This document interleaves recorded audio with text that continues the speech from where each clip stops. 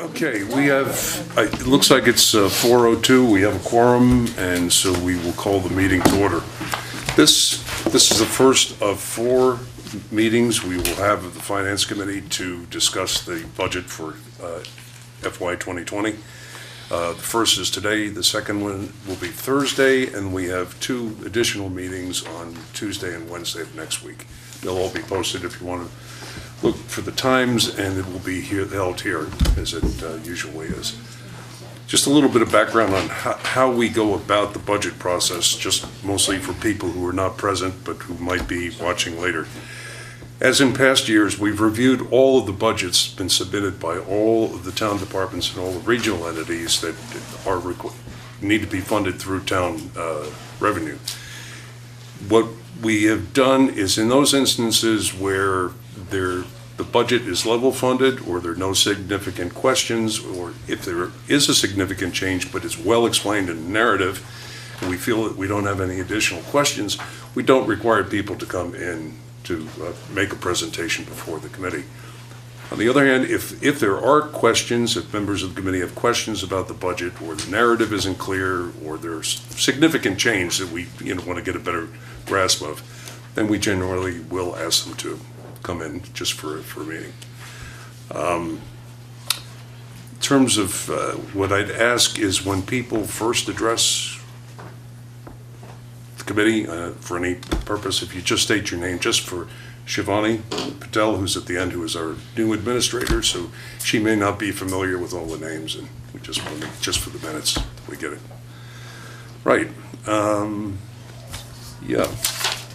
So I think that's that. With the committee, most of you know us. I'm Gary Montrell, the chair. Greg Orcutt on my left is the vice chair. Jane Dreeben, our newest member. We have Doug Ruskin, and Chuck Hodgkinson, and that's the 5 of us. And as I mentioned, Shivani Patel is our new admin assistant. Anyway, so with that, we can start with Martina, and you'll be representing the Vineyard Health Access. Yes. Questions? Yeah. So, okay. So the county submitted 8 warrant articles. So any questions you have on any of the 8, if you want, I'm here. And so, do you want to start with the healthcare? Since I see that Sarah is walking in the door, or we can start with the Center for Living. Leslie's ready. It's up to you. Whatever. Yeah. So let's start with Leslie, since she's ready, and give Sarah a moment to catch her breath. Okay. So we'll start. Excuse me? Someone has the key to lock up. Shivani does. I do. Okay. Thanks, George. Okay. So we will start then with Center for Living, budget number 540. Looking at the sheet here. Okay, we have generally, if you could give us a general description, because there was no narrative with the budget, Sure, so we've got the figures. I did send it. Yes. Okay. Yeah, we have it now, but Okay. we didn't have it All before. right. Okay, so Center for Living, as you know, we provide services now, for a year now, at our new building in Vineyard Haven, on 29 Breakdown Lane. It's been a year of lots of learning to use the new space, lots of adjusting how we operate in a new space, and within that year we also lost, or 2 of our employees resigned. The 2 people who were county employees resigned over the course of the year. So with that, and with the new space, and we've done a lot of adjusting of the staff. We've shifted duties among staff and tried to kind of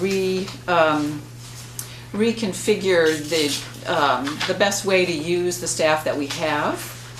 And so the personnel budget at the top of this budget is quite different, and actually less. It came in less than what it had been. We're still in the process of rewriting some job descriptions, and we haven't yet hired one person to replace the 2 people that left over the year, but we're in the process of getting ready to do that. So I feel like this is having learned a lot over the last year, I think this is the best way to staff the building. And it was a way to also come in less than the former budget. So that's really the main change in the budget, so. Leslie, can I ask you, on the two positions I noticed seem to Yes. have the one position really has the most change, and this is the coordinator? Yeah. Which is a new position? Right. From 28 and 19 to 59,000. What is it different, what did you combine in terms of responsibilities I there? combined, for the most part, combined the two county employees. One was called the supervisor, the supported day program supervisor, and the activities coordinator. They're two separate positions that worked closely together and did most of the coordination and organization of the day-to-day activities of the day program. So I basically combined that into one position.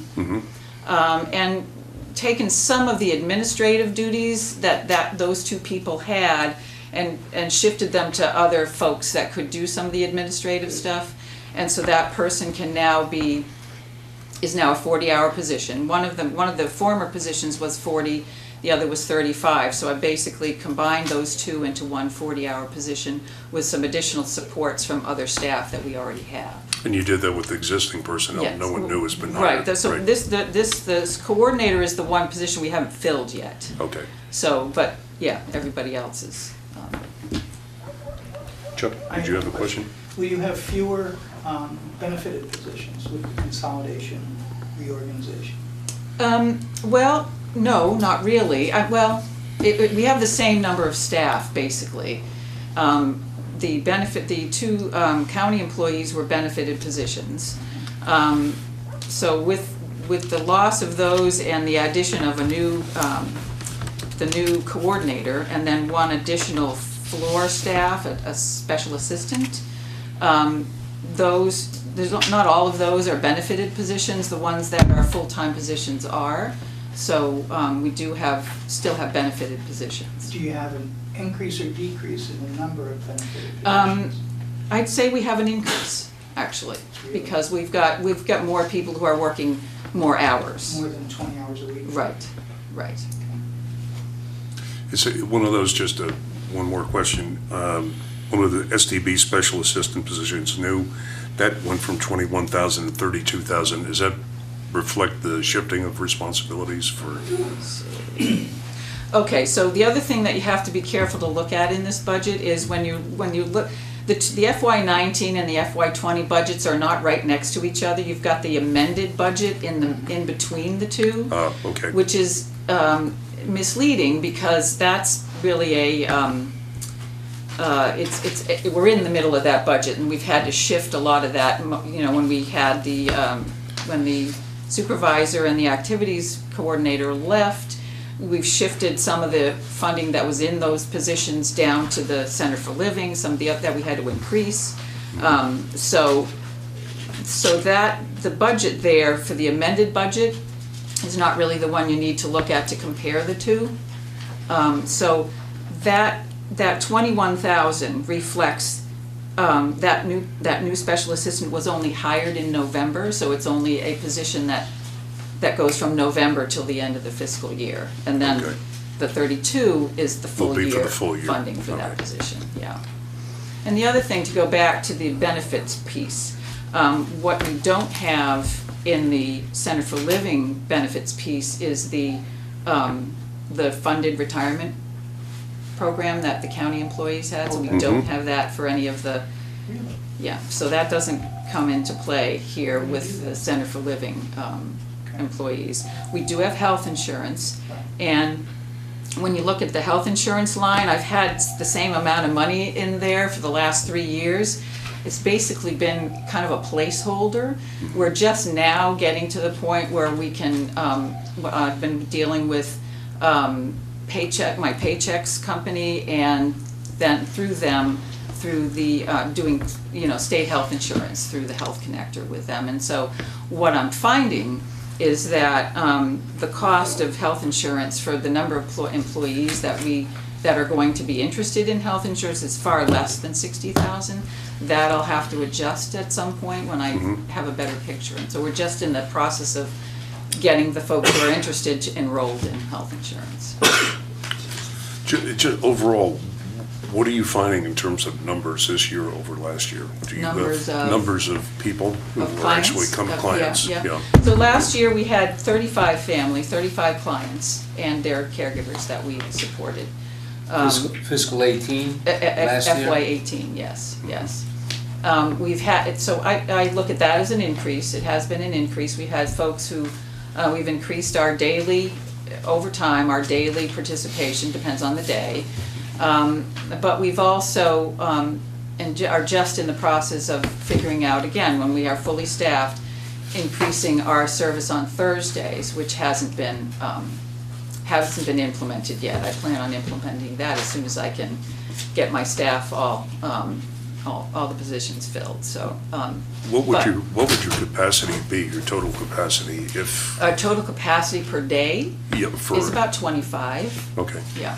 so you're getting pretty close to. We're getting up to there. that. We've had days over the last few months, and especially during the summer, when we had 20 to 22 people every day.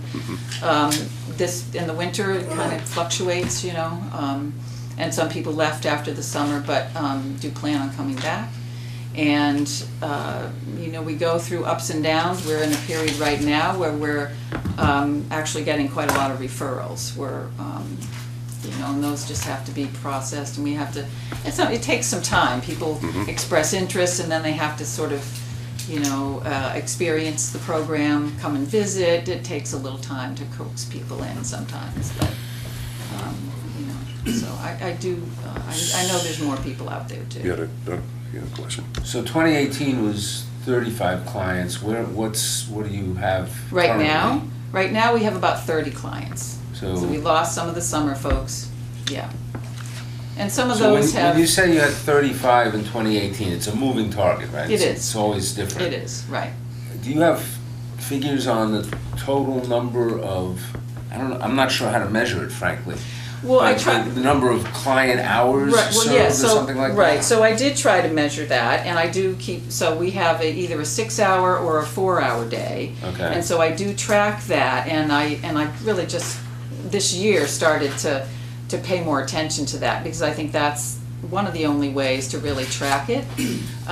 So I did track that, and what I found was in FY18, we served, let's see, where is it here?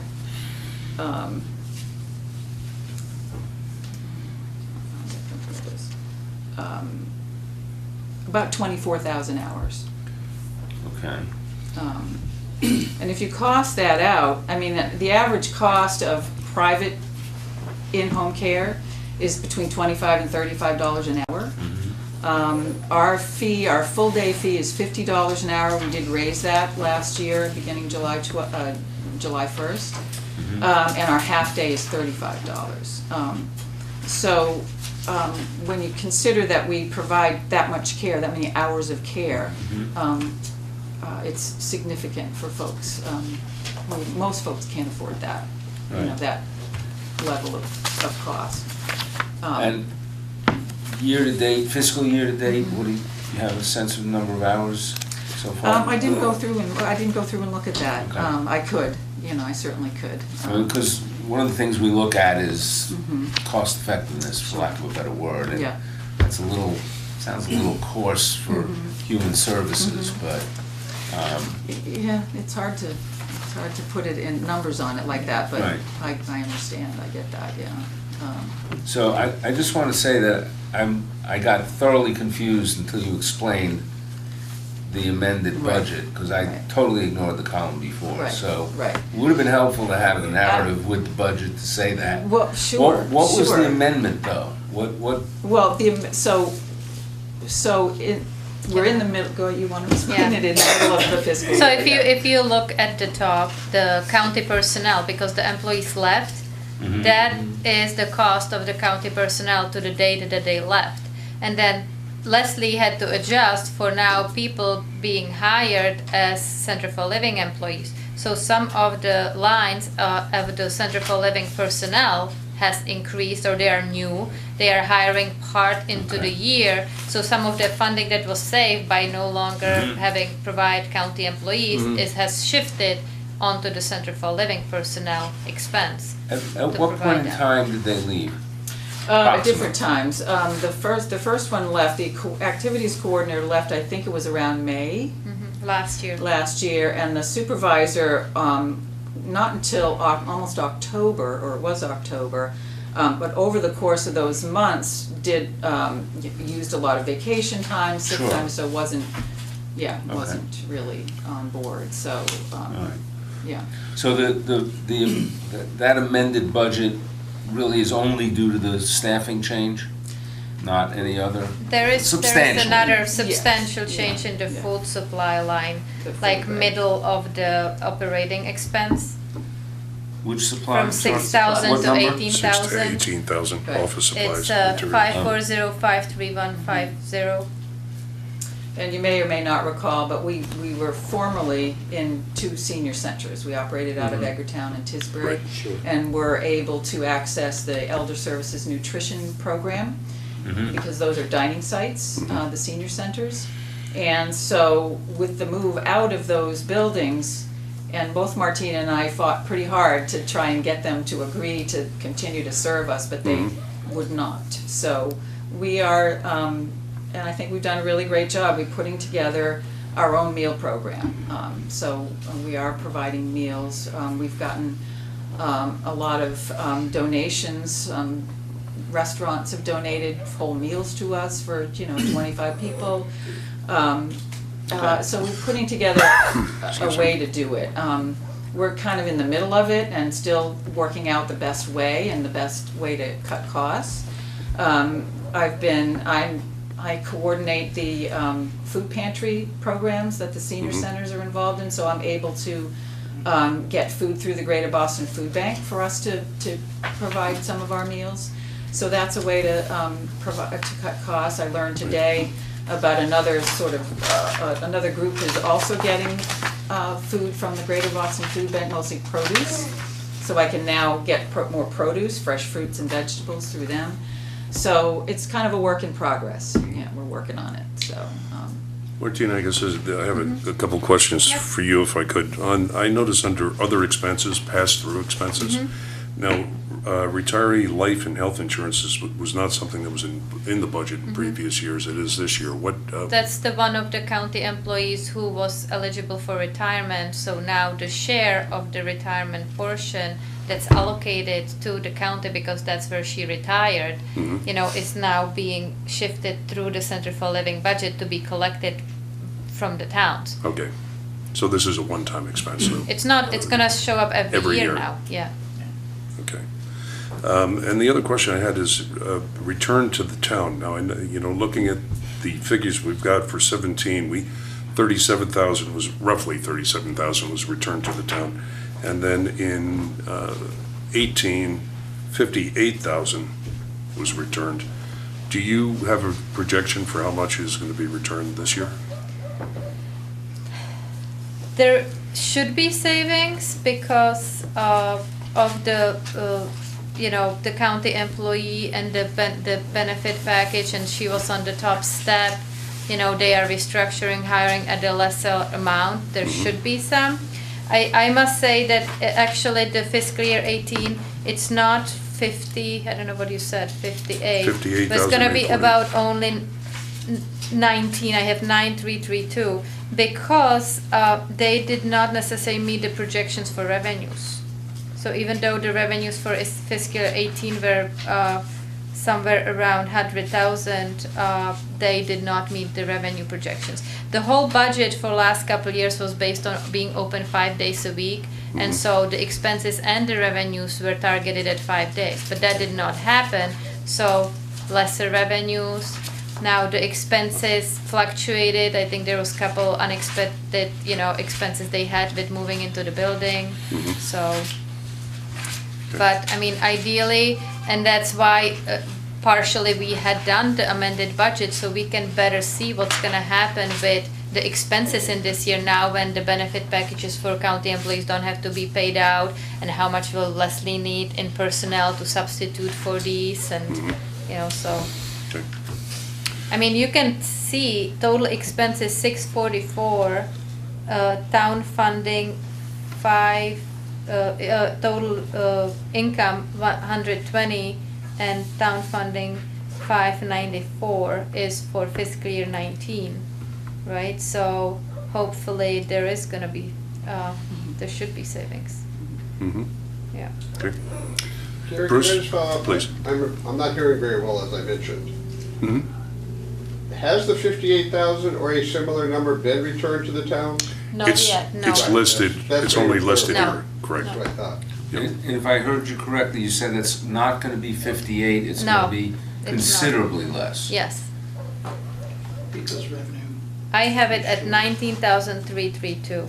When we were, 19. when we were originally putting the budget projections and, you know, spreadsheet together for the towns, what we have not seen is the final revenue numbers, and so, you know, if you look at, I have total expenses for fiscal year 18 at 527,620, and total income 82,461.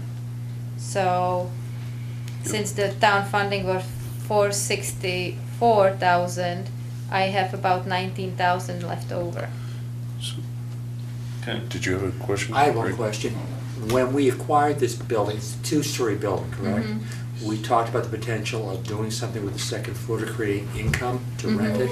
So, Has anything happened with I that? have, yes, so I have tried 3 times to advertise and gain some proposals, and there was, you know, discussions with some interested parties, but never a proposal came forward. I have then go to the county advisory board and ask them if I can rent it for less than fair market value, with gaining some kind of a public benefit Sure. from like a non-profit if I rent it to them for less. And they said, go ahead. And so there was again a couple conversation with some non-profits, but there was no proposal. So now what we have received is a proposal from Island Healthcare, and actually we should be at 5 o'clock with Cindy Mitchell pitching it to the Chilmark Board of Selectmen to put upstairs, lease it to Island Healthcare, but at no cost. There's not gonna be a revenue that would offset the maintenance of the building, but there is gonna be a public benefit. One of the people that they are planning to house there is the public nurse that all the towns contract with Island Health for, and a couple other things. And we will be before the West Tisbury Selectmen and the public to explain the whole proposal. But that's what's the plan is right now. We don't want the space to be idle, and I think this would be a, you know, good fit. Okay, I'm gonna, because of time, I'm just gonna have to try to stay on it. Just to be clear, looking at the bottom line, as I read it then, the budget, West Tisbury's share of the budget will be 84,500 roughly, which is less than it was in Yes. the previous year. Okay. Okay, I think. And the one other is the 5% admin fee, that's new this year too, up Right. underneath, yeah, so Right, that's the other. for the county. Yeah, so. Okay. Okay, can I good. move on? Yeah. Thank you, Rosalie, you. appreciate it. Thank you. Well done. If we could then go on to the healthcare access. Thanks. Thanks, Leslie, Thank you. for Thank coming you, in. Leslie. Thank you, Sarah. So with the healthcare access budget, and I'm sure Sarah can tell you about the program, but we have a really good news, which is we have been able, after many years of trying, to finally contract with the hospital, and they will financially support, you know, healthcare access program. And so in this fiscal year 19, you will see the first savings, because we now receiving funding from hospital that will offset the cost to the town. So we will put that Really? back, and Oh, that's we a- have increases built in over the next couple of years. So that, you know, the towns should see further, you know, lowering their share by those amounts. And So the only change in the budget is we have added a 5-hour position to fully Provide the Yeah. services to the hospital that are part of our service agreement with them. Okay. So we get the funding and we are actually on site twice a week in their patient financial services department. So we added a 5-hour a week counselor, insurance counselor position in order to meet that service agreement that we have with them. But other than that, most of the other programs seem to be pretty, more or less level funded, all the core positions that you Yep. have from that. Yep, they go right along because it's a in-house county department, so along the county financial policies, very straightforward and open how that's being structured. Chuck, you had a One question? yeah. Yep. In fiscal 18, was there any funds returned to the town? Fiscal year 18, there should be. Now, I don't, Sarah, do you remember? Or is that 27,000 in the wrong column? The 27 is a projected this year based on that hospital Right. contract. In fiscal year 18, I see total expenses 469, and then total income, if I have it right, 471, so there might be a couple thousand. Yeah. Yeah. I'm still waiting. I don't have final audits for the county yet, so I'm waiting to see what, when the numbers are audited, and then we can cut the That's checks. incredibly tight budgeting and very responsible, because usually we have free cash of 5-6% of unspent appropriated funds. There's nowhere, I'm trying to figure out where does, within the whole county program, everything, where does the extra money go that isn't spent, that's been appropriated for everything?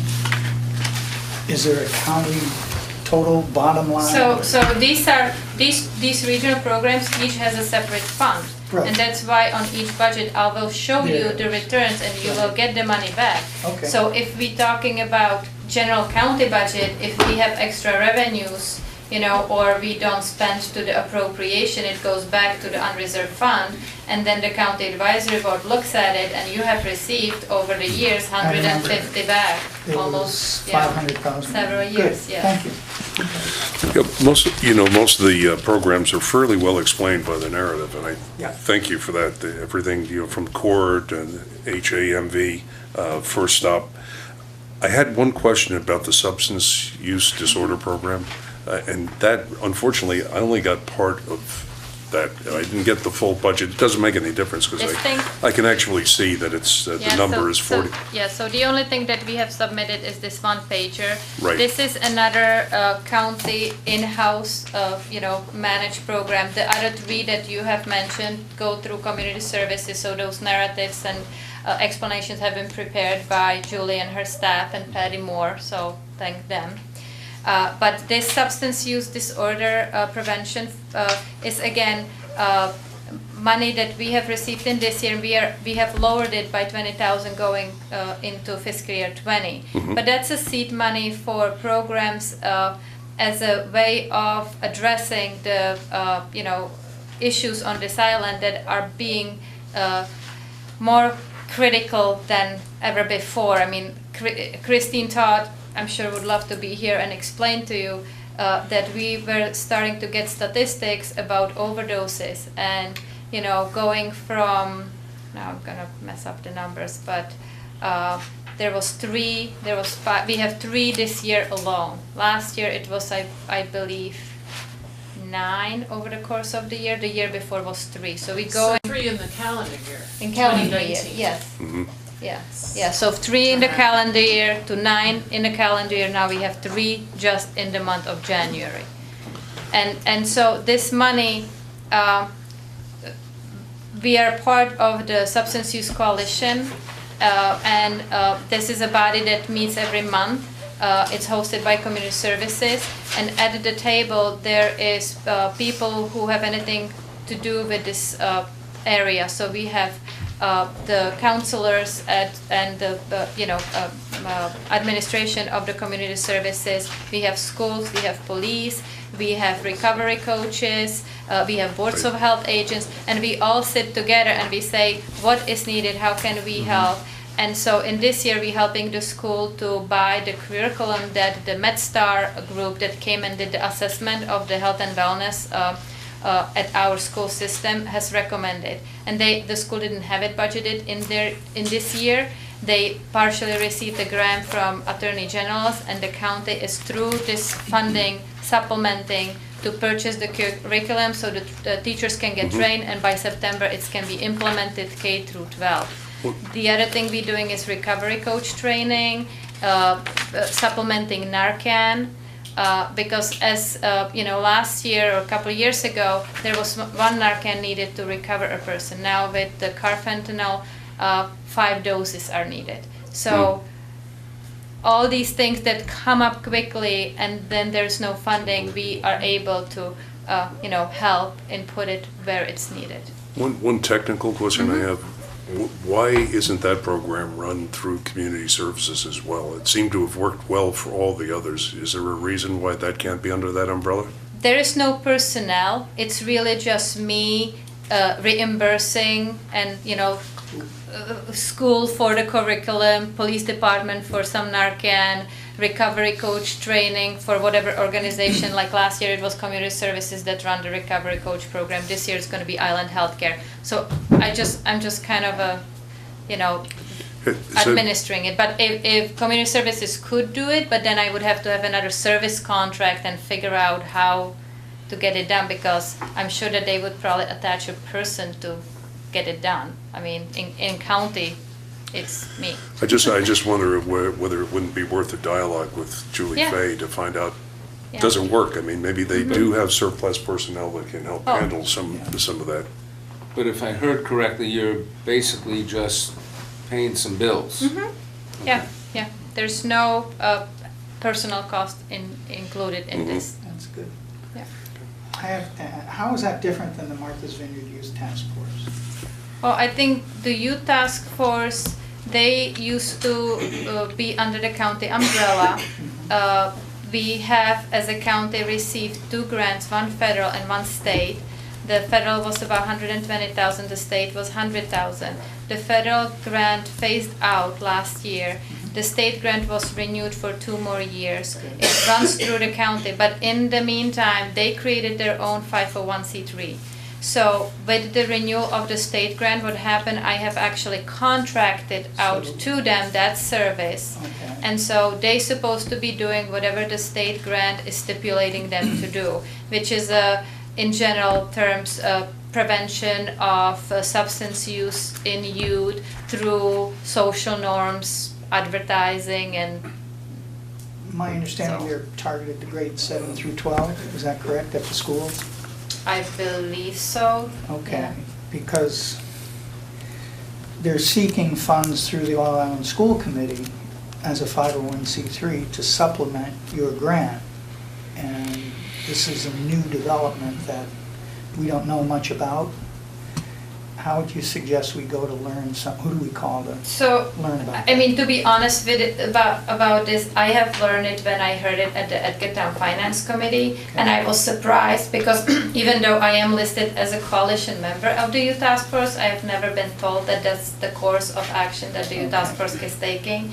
And I have been kind of asking about what is it that they will provide with the funding, and I have not received any, clear action call? of what. And maybe we'll ask But them. I think it's because they are seeking it through the superintendent's office, and it seems like the All Island School Committee is supportive of their ask, then those are the entities that you should be asking. Should I reach out to Matt and ask him to invite someone when they come in? Yeah, we can talk about that later. Later? Oh, yeah. Thank you. I think, do you have any questions? No, I'm good. Jane, do you?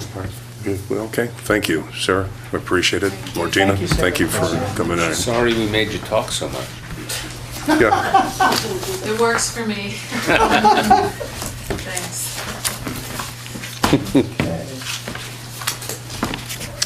okay. I'm sorry we're running a bit behind schedule, but Sorry. Russ, I guess you're up next. Bonnie, you have his name for the record, Yes. right? Yep. Hi. Anyway, so, emergency management. Russ, thanks for coming in. I have to say, you're not one of those instances where there wasn't a detailed narrative and it wasn't well explained. It was very well written. And I have no real questions, frankly, personally, about that. I think some of the committee members had. Well, it's nice to meet you guys too. It's more, we hadn't met you, and it was an opportunity to see what your perspective is on where we are with the management, where you see things headed, any major expenses you see on the horizon, or just, I thought it might be good to have you take some time. So, obviously, as the new head of the position, the next year or so is about redevelopment and looking at the projects that we have right now in our MOUs with all the organizations that we work with, regional and town. So I'm kind of doing a sort of a fact-based year of getting all that information together. I don't see, as I've been putting things together, meeting with the principal of the school or the library to see what their needs are for improvements, if there are any, for emergency management. There have been no major red flags. Most of any improvements that we may find or suggest, we're probably going to look for grants first through MEMA or FEMA to really not try to affect the town so much, and that's really one of my major goals as an emergency manager, to find those resources outside of the town. So we did that again this year with a small grant for $2,500 to improve our security or our infrastructure with new computer and another tablet. So we're using those grants that we can find to help our infrastructure. Currently we have a budget of I think it's $17,850. Most of it is salaries. There's a little bit of working capital infrastructure, around $4,000. Almost half of that goes to our funds for what's called the Code Red system, which is our emergency alert system. The other $2,000 some odd goes into a very minor amount of office expenditures and then trainings for myself and my assistant. An average off-island training costs almost $1,500, so it goes really quick. We do one each a year to try to improve our skills. I don't see that transitioning too much. Both myself and Chris have been in the emergency services for a very long time. We both have all the major credentials that we need, so there's not a whole lot of push for that, but there is always something more to improve on. I actually was going to go today to a day training for shelter training stuff, but the FinCom called, so we'll find another one. There's lots of them. We're really excited about learning the many different avenues that are out there. And so long story short, no, over the next couple of years we don't see a major financial increase. Our salaries are pretty much okay. I think my assistant, if it comes over time that we need more time, we'd probably apply for something like that. He's only at $2,000 a year. That's pretty minimum time. But he doesn't do a whole lot right now, and he's happy with that. And that's I think we're good. Have you been involved at all at the discussions about the build-out or improvement of the emergency communication system? Oh yeah. Well, I mean, we meet monthly with the regional team of emergency managers, myself and all the other towns involved. And yeah, we've been doing a lot of work on the Code Red system and trying to improve that infrastructure. And I think about a month and a half ago, we sort of did a blast of the town of West Tisbury that proved that it is an effective way of communicating. I think we're looking at better ways of formatting that communication and getting better MOUs with the other towns, but for the most part, it's coming along really well as far as getting that information out to the people that need it. You were talking about the sheriffs. Please. Yeah. Gary was asking more specifically about what the sheriff has been going around for 2 years now, trying to get the overall island-wide communications infrastructure, primarily for first responders, Yeah. but not entirely. Are you a part of that discussion? No, that's between the chiefs and the interoperability of the towns and the fire chiefs. I'm Okay. not really part of that. We're more of we're an auxiliary branch. We're after that stage, we don't get involved in direct communications. We're there to support. So our idea is that whatever the highway department needs, the fire department needs, or the police department needs after or during the incident, we will contact MEMA or FEMA and then find the financial or resources that way. We're not necessarily the management of the communication systems at large. I had a question. Russ, the island gets older and older. Do you see that reality affecting what you do, what your department does? You're talking about people aging. Yeah. Yeah. The island. Well, that's aging too. Geologically. No, well, yes and no. I mean, I think we, not necessarily from an emergency management standpoint, but as a volunteer firefighter, we're looking at less volunteers because less people are young in the community. I think we need to really drive a lot more sense of ownership in an individual. From emergency management perspective, what that means is working with people to make sure that the townspeople are well informed of what to do in emergencies, to understand what terms like shelter in place are, and to really first work on your own self and house reliance, and then to be able to become, in great times of need, a place, a resource for the town.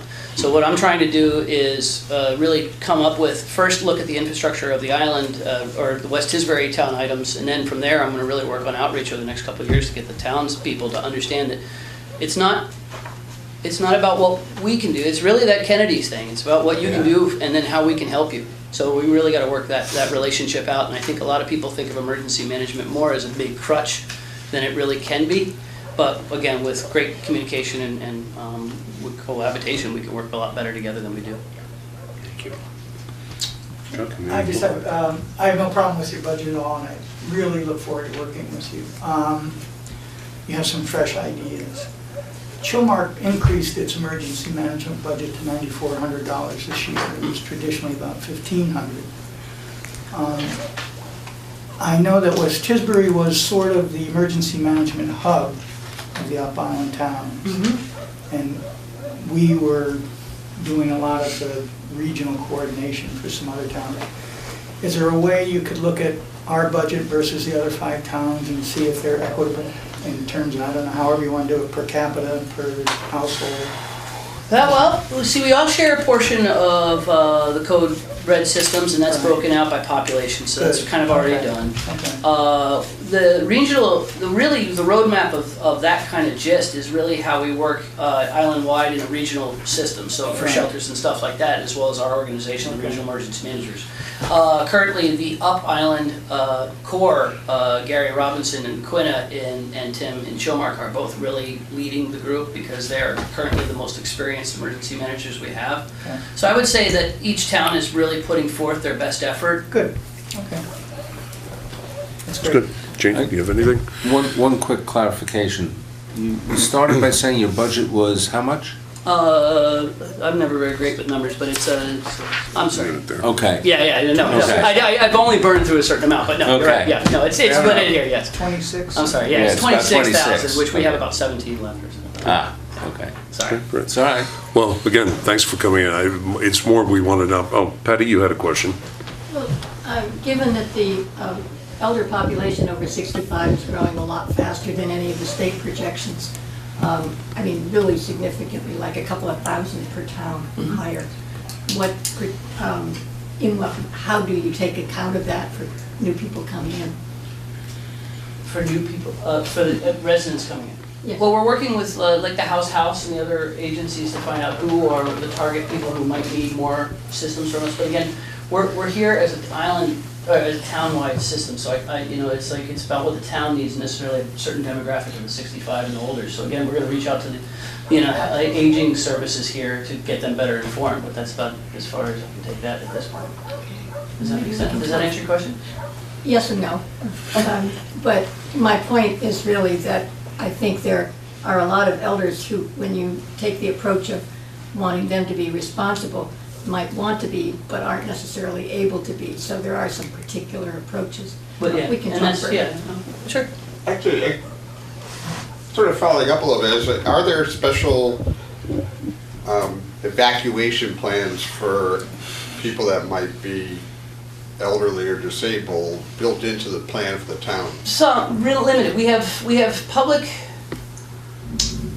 transportation MOUs with the transportation system on the island and things like that. But for specific homes, we work with the police and the fire department to work with that. And again, to answer your question, with House, I meet with them every year. And again, they're the aging people on the island, and they give us a private list of people whom they're concerned with. I have that, and I work with the town, again, the fire department and the police, to make sure that the people that we think are weak, or the houses that are a little bit weaker or may need a little bit more. But for the most part, there's no particular stratagem per incident on getting to a specific person's house.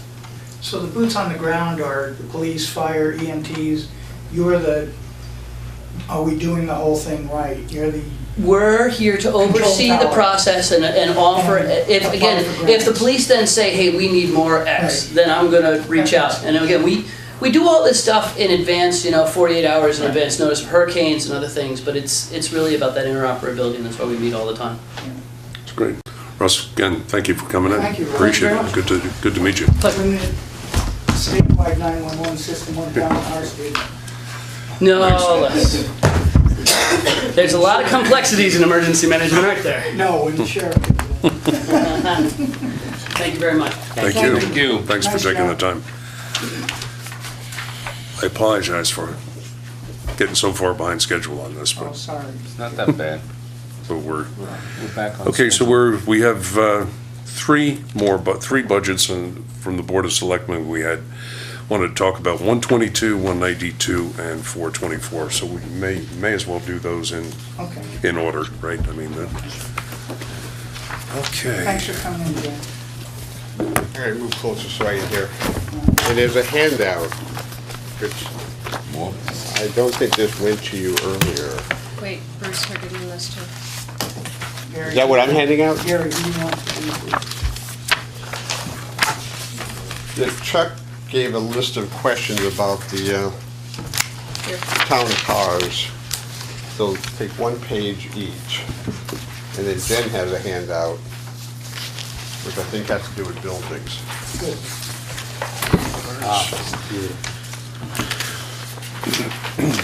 If I might say something for the benefit of the people who might be watching. The first part of this regarding town cars, we asked Bruce and Jen to compare the cost of owning a pool of cars, which we now have 3 electric cars. Chuck, before we do, let's just make sure we're on the right budget, so people know which budget we're talking about. Okay, this is in, we're talking about the Selectmen's budget, 122 at this point. And the reason, as Chuck was saying, I'll let Chuck go on, but the reason we asked that we have opportunity to talk about it is because of the cars specifically.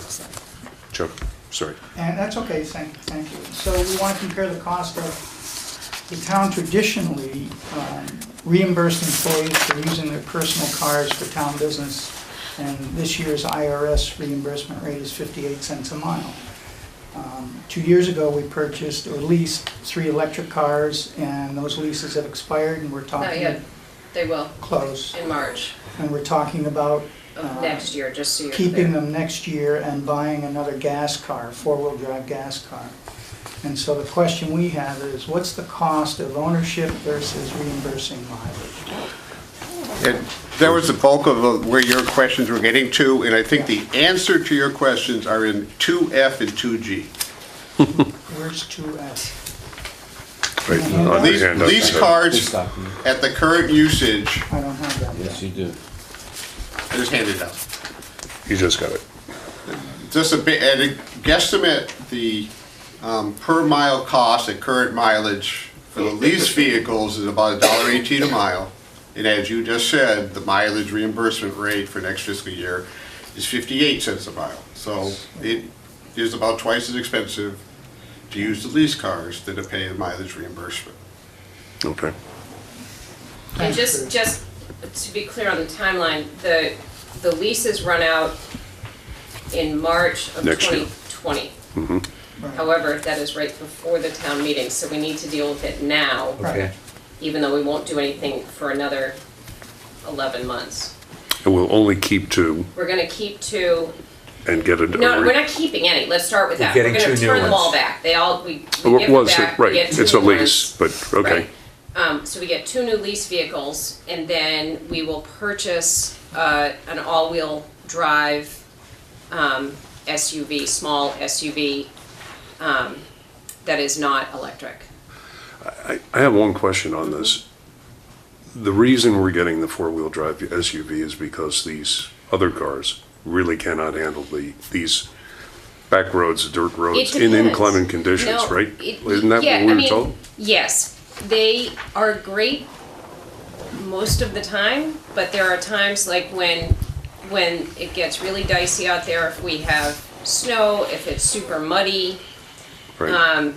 then we need something with a little, we've come come close to getting a little bit stuck out there now and then. And so having a four-wheel drive, because what happens is that the staff reverts back to their own personal all-wheel drive, four-wheel drive vehicle to make site visits when they think they're gonna get stuck. So we wanna have one vehicle available for them that is a little beefier than the Leafs.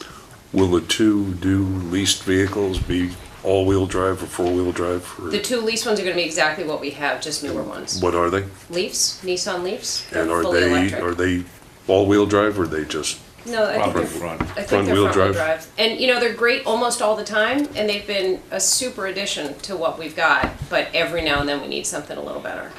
do Little they beefier. not have four-wheel drive vehicles That are electric? No. Yeah. No. None? There's four-wheel hybrids, I know. I think Tesla makes one. Yeah, Okay.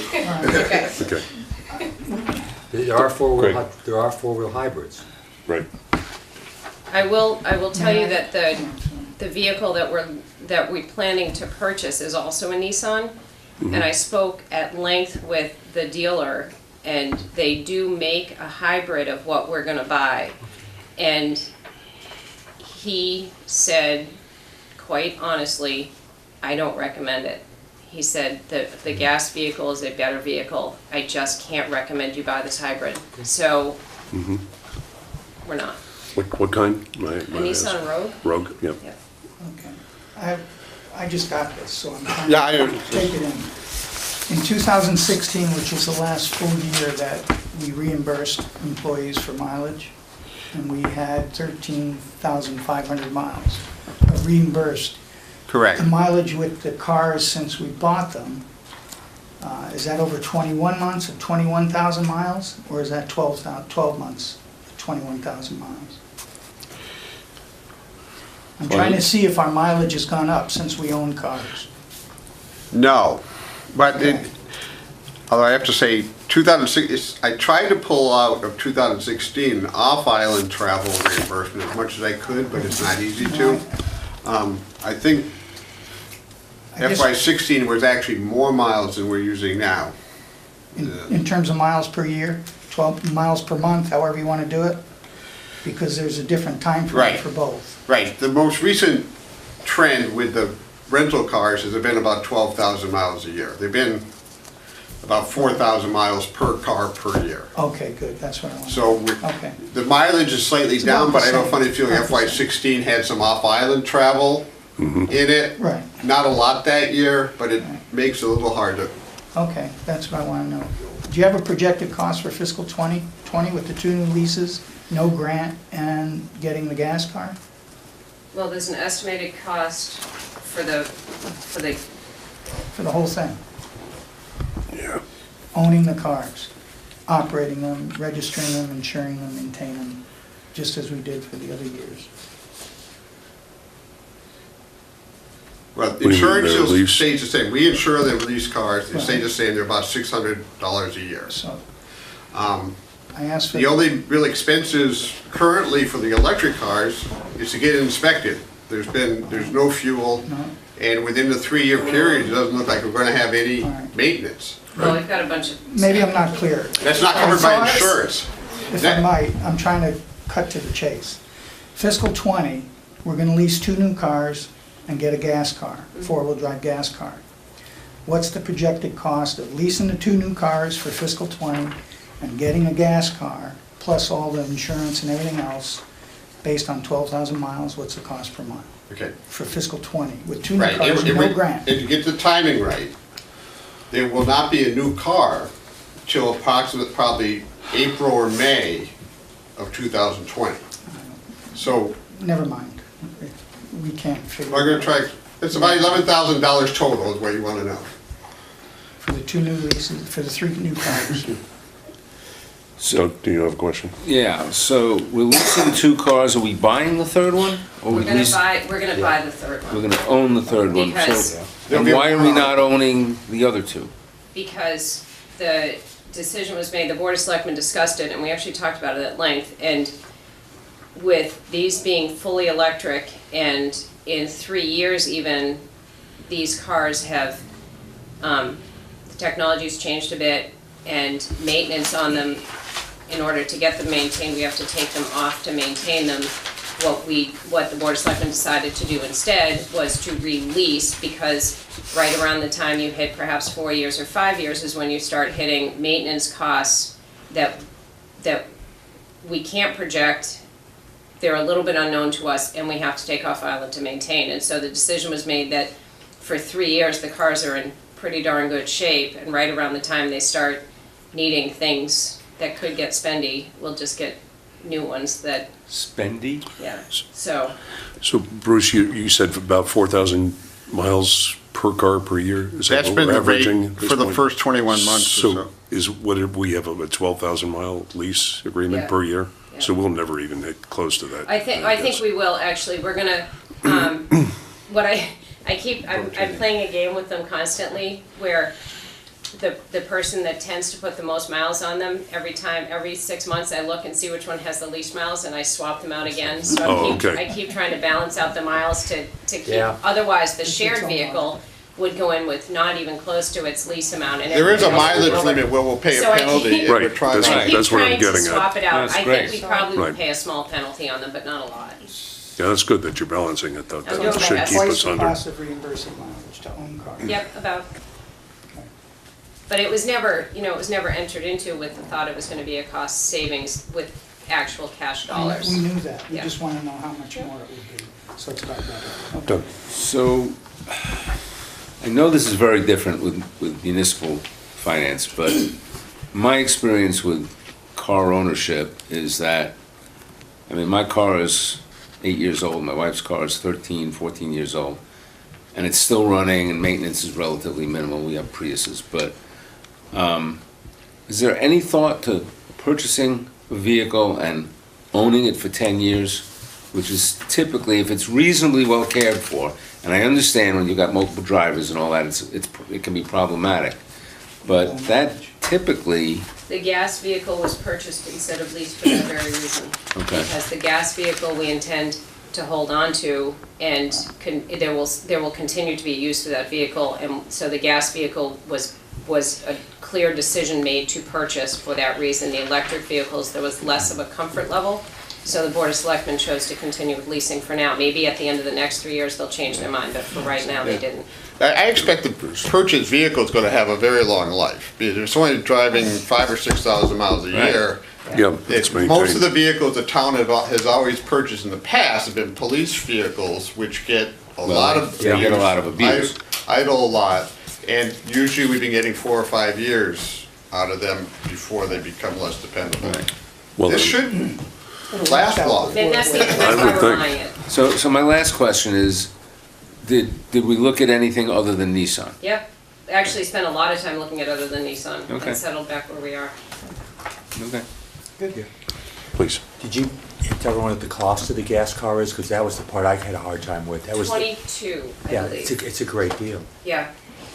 Yeah. Yeah, I just like to anecdotally say, I bumped into Joe Tierney a couple of times and asked him how he liked the car, and he loves it.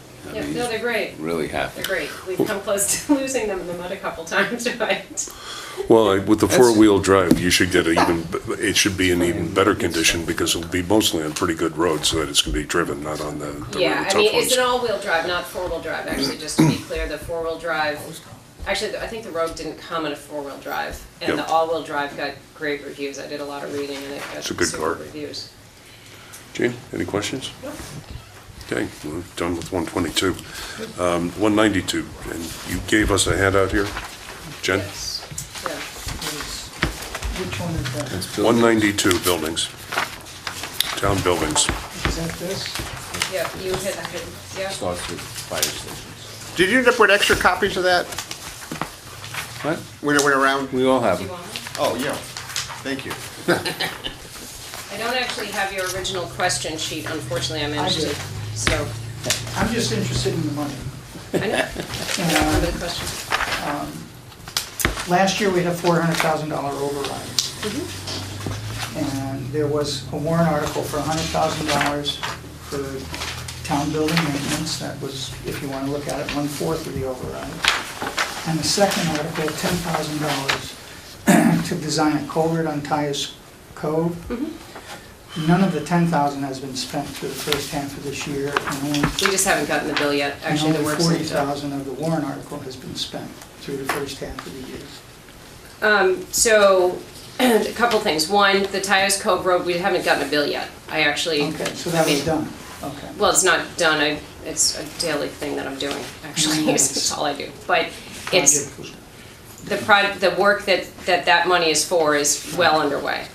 And in terms of the building maintenance appropriation articles, Bruce and I have gone through all of this. We had a couple bills that had been misclassified. And so we had an article in 2015 for repairs, mostly at the house.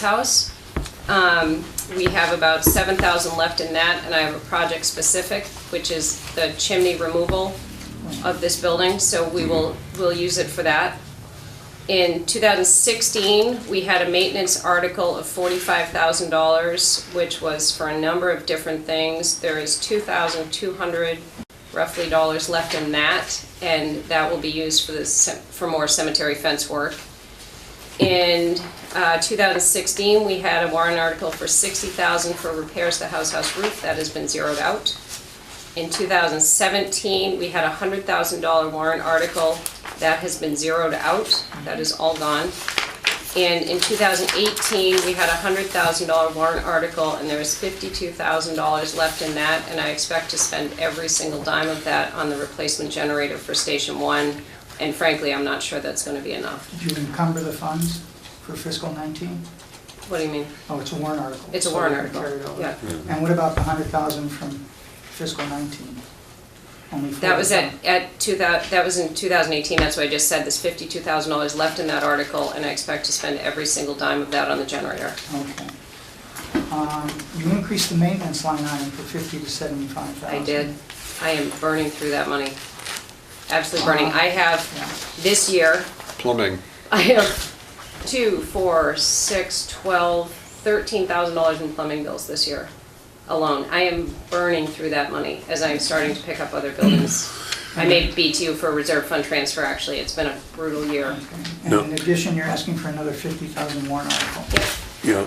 And what does that tell you? You have a multi-page list in your hand, and what you'll see is the first page is things that are quote needed, and then things that are in process, and then things that are done.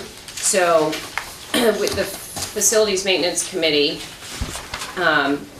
is working to, this needed list is constantly sort of reorganized and reprioritized depending on what we can do, what we have time to do, what comes up that we weren't expecting, for example, $12,000 in plumbing.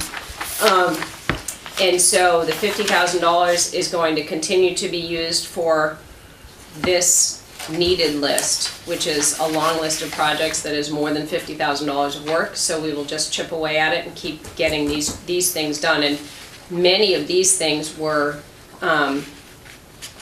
sort of deferred maintenance, and some of them are things that have been added that have come up recently. And so this first page is where we're still chipping away at that 50. Jen, just so I understand, so the articles we've been passing over the last several years, that's for a targeted program of issues we've identified. The general budget is for sort of basic maintenance that you've got to do regardless. Yeah, and things that come up that we And don't expect, emergencies. like Right. $12,000 in plumbing. Yeah, so it's emergency Yeah. stuff. Yeah, and 50 is not enough. You may see me again for money. It's been a big year. You're doing a better job in the schools. I have to thank the Facilities Maintenance Committee and Louis DeJoffre, and Joe Tierney. They have been instrumental. Without Joe and Louis and the team, I would be drowning, so. Doug? So, are we still in catch-up mode? We are close to leaving catch-up mode. Great. We are heading into forward thinking When you say close, 6 months, a year? by next year, I think. I really feel confident by next year we're just gonna be forward thinking. And my memory is that we developed an ongoing maintenance plan to reduce some of the surprises? Yeah. Okay. And we actually recently purchased a program called Dude Solutions, Called? Dude Solutions, in no small part because of the name, but it is a facilities maintenance program. And we just got it, and to be perfectly honest, right now, I'm drowning in it. It's a little complicated, but it won't be complicated once we actually get our feet wet. And Louis and I are working on sort of building up the system, and then it's gonna be used to track maintenance. And it's a really dynamic program. I think it's gonna have more capacity than we even need, but it's certainly gonna have all the capacity we need. And one of the things it's gonna allow is, for example, Joyce or Beth or Manny to instead of calling me and saying, I need blah, blah, blah done, they're gonna be users. They go in, they punch in what the problem is, where the problem is, it then loads into the system, and then we can use it to create work orders to send to contractors or whomever we use, and we can track costs and bills as they come in, so it's gonna allow us to then track costs and expenses and look where we may have problems that we could do something different. So it's, right now, seems a little overwhelming to me, but I'm fairly certain, the timing of it is bad. I'm too busy right now to, it's the worst possible time to try to learn it, but it's a cool system, and I'm looking And forward to Louis having and it. Joe are taking a lead in, Yeah. in populating the data. It means putting all the assets into the Sure, data. you gotta put the building in, Yeah. what the systems are and all, Yeah. when was the roof put on, so it knows Yeah, how to and the age good it news and is all that. Louis had done a lot of that legwork already Yeah. when we hired him, and so, between him and Joe and me, and then once it becomes straight up data entry and management, I'm gonna have Janice, who, works with me, take up some of the slack on that. That's, just time. And so Janice is a genius on the computer, and so I'll get her trained on that as well, and so she'll be another user to get us going. It's a good, I'm glad to hear we're getting that close to it, because I think it's, when we have that kind of ongoing project targeting and anticipating what we have, maybe we get out of having to have as many of the warrant articles, for 100,000 a year, Yeah. right? It's good. I just Chuck, have do you have a one question? question on the list. I just quickly scanned it. You have in process town hall roof survey. The roof's only 10 years old. What's the problem? Louis wants to get up there and just see how it looks after 10 years. The problem is finding anybody with anything high enough to get him up there. Has been, he's done Maybe a crane. surveys, I know, and he's working on it, but he's done that for all the buildings except for town hall, because he hasn't been able to get up there. Nobody's seen the roof of our building in 11 years since it was built. I see it every day. when Get I yourself, drive by. rent yourself a drone. That's not a crazy idea. That's actually No, not, it's not. you know what, that's a great idea, as a matter of fact. Painting, Might be a little cheaper. No, that's a great idea, thank you for that, that's brilliant. the painting isn't for town hall under multiple buildings? Just The earned your salary. painting, Exactly. what are you asking, that we wouldn't paint Under on? multiple buildings on page 1, Yeah, you had TH Library House. Is that just water leak? I'm sorry. On page 1, multiple buildings, we need a town-wide plan for painting. Right. The priorities of that are Station 1 and the old police station need to be painted. And then for Town Hall, Library, and House, we're looking at a water leak detention Okay. shut-off and alert system. Good. If you get close to considering painting the trim at town hall, you should talk to the Historic District Commission. I think the color is off, and they'll want to have something to say about it. I'm serious. What? The color is, it's All right. cream, it's not white.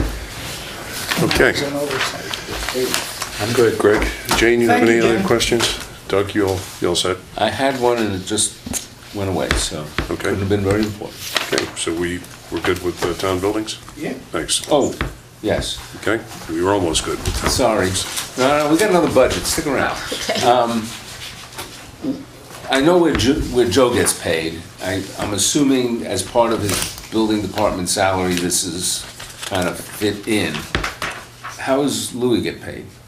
We had a facilities maintenance consultant Contract. and there was money left in that, so we're paying him out of that, and then it will come out of my budget.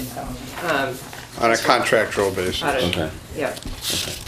I'm just wondering if it shouldn't be in It'll here. show up in the 5,300 line of the 192 budget.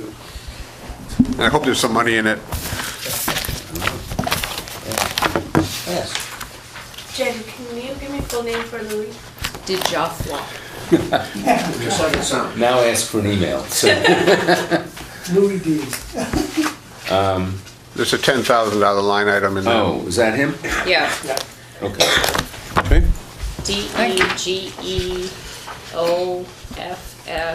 DEGEOFFRO DeJoffrey. LMN.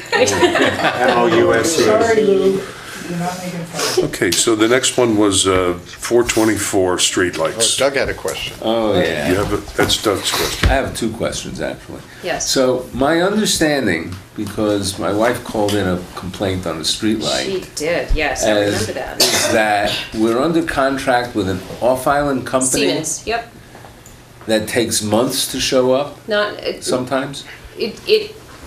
I don't know how long it takes, they actually were just here, we just got a bill, but, they do not come out for one light. They come out when they can bundle a day's work on the island. So, I get that. I mean, I really, that makes sense, but why is a streetlight bulb replacement not possible with an on-island company? We went out to bid, with Cape Light Compact, and Siemens won the bid. And so we actually just went back out to bid, and the contract is a little bit different, and if memory serves, is slightly more responsive than the past one. However, they still are not going to come without a day's work. However, they do come when they have a day's work. So, Okay. they just have to bundle together a day's work. And does that include other towns, or it's Yeah. just us? No, it's for the island. They need a day's work on the island to come. So you have to hope that your light goes out just as they Yeah, fill the you're right. I mean, So if you see one light out, you gotta break Yeah, about that was 6 my or thought. 7 more. you heard it. Town accountant. There you go. Moving right along. May I ask Moving right along. another infrastructure quick question? Please. The town sign, West Tisbury Vineyard Haven. I don't know. Disappeared and then showed up for a night and went away again. Last I heard, it was spotted on someone's porch in a real estate sale ad. They took pictures of their house, and the sign was on their porch in the ad. Ooh. However, some reason it couldn't be pursued and they couldn't get, I don't know, I am not privy to the ins and outs of this, but I do know that someone knows where it is, and Is that a state obligation? it is. Cool. They know What about was it. bizarre is that it was there about 2 weeks I ago know. for one night. I know. All right. Okay. Okay, there we go. Thank you, Jen, for that. Appreciate it. We're not too early. And we should have on schedule. We're on schedule here. Oh, I can keep schmoozing on No, non-essential no. items? With, No. yes, with, you can do that with With Bruce. Data processing. I'm gonna move. Okay, so we're on budget 155, data processing. And I have a Bruce?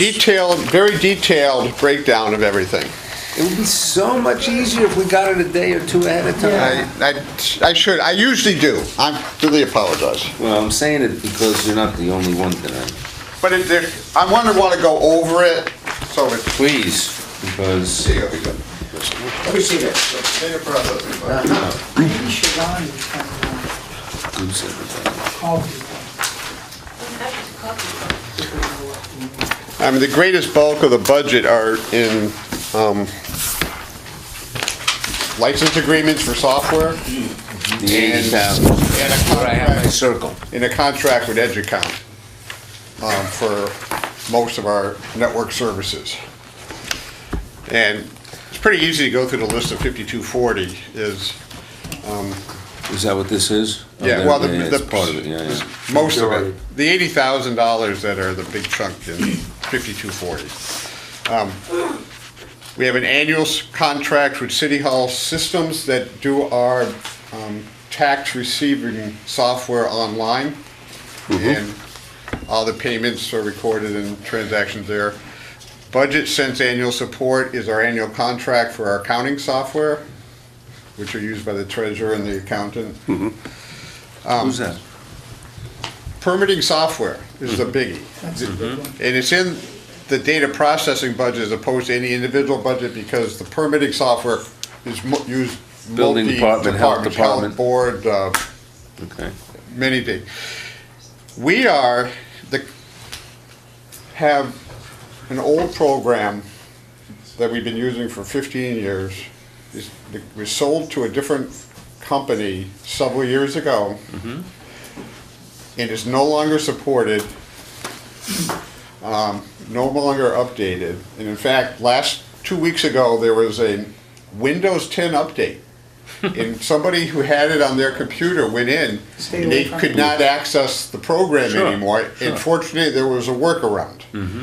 So we actually have a separate warrant article for I saw it, Kathy. purchasing a new Phone system. permitting software system.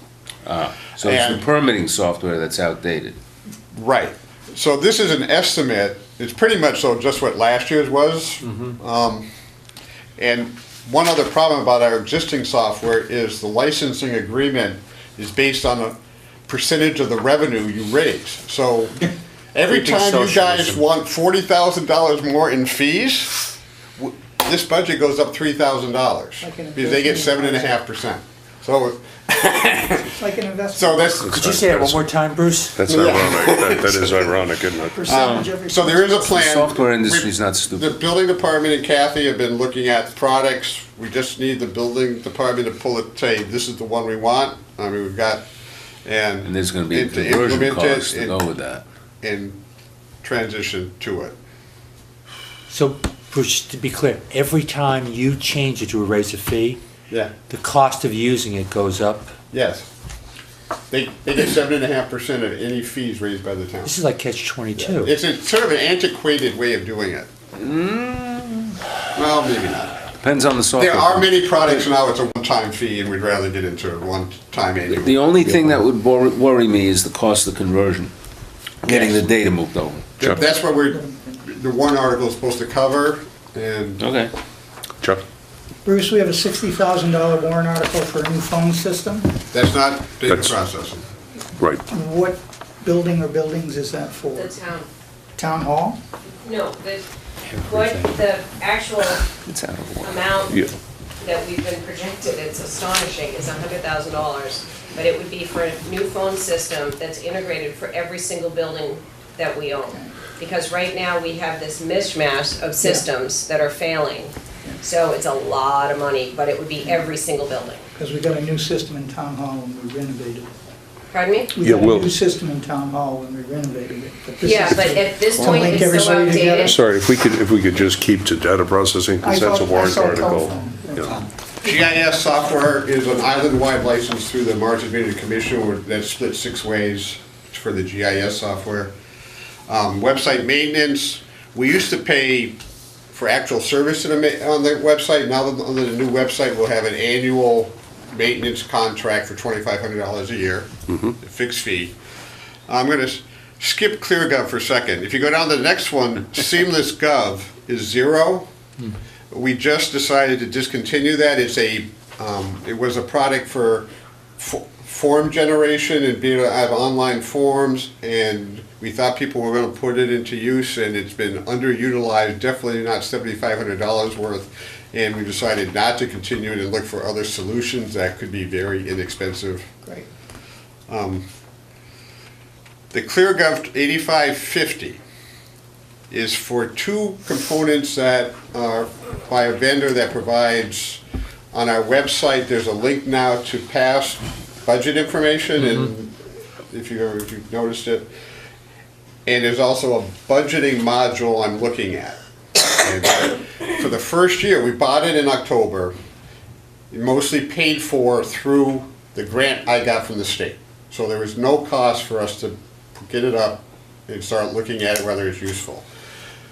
We included the budget module, which is separate, which I have been working with to see if it's useful, and hope to be able to give you a demonstration how it can be used and interactive for posting online and interactive with town departments and the committee, which will be good, and I should be able to show you something in the spring. We don't have to make a commitment to renewing these contracts till October, but I think they're worthwhile products to keep, and we can work with them to make them better for public viewing on the website and as a budgeting tool. I want to include it in the budget to continue them. There's nothing that says we're gonna pull the trigger, and I'd like to show you a demonstration later in the spring. Would be great. And then the other two things are for EduCom. You notice there's an increase in annual service contract from 4,500 to 10,000. That is mostly for their network monitoring. And we have decided that a different approach, they have decided, and they're doing a more proactive. In the past, sort of detecting errors on the network, everything was more reactive than proactive. Like you would find out if a server went down and they would respond to it. This will send them alerts. In light of a lot of stuff that's happened recently, they are taking a more proactive approach to actually monitor traffic that is trying to hit our servers, phishing attempts.